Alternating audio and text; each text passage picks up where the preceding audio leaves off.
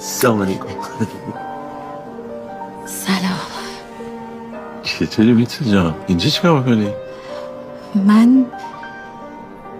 من با دوستم اینجا قرار دارم.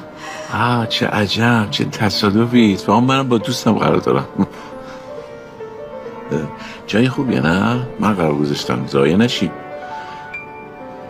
دفعه اول میام. منم اتفاقا داشتم فکر میکردم جای خیلی قشنگیه. چه عالی، چه خوب.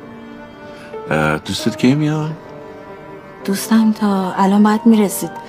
فکر کنم دیگه پیداش بشه. خب تا اون برسه من بشینم پیشه، ایراد نداره؟ نه بابا، چه حرفی میزنی؟ بشین.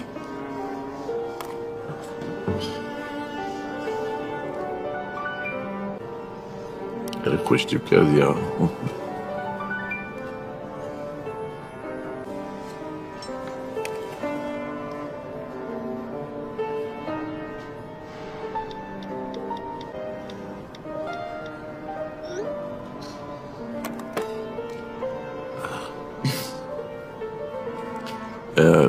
چیزی لازم داری بگم برات بیارم؟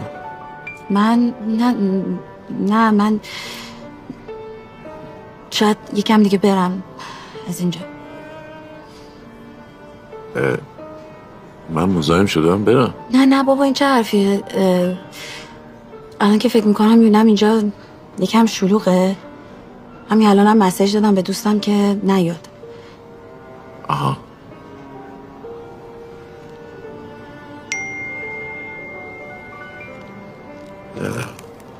باشه.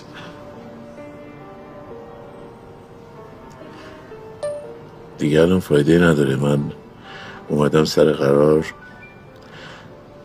و نشستم رو بروز.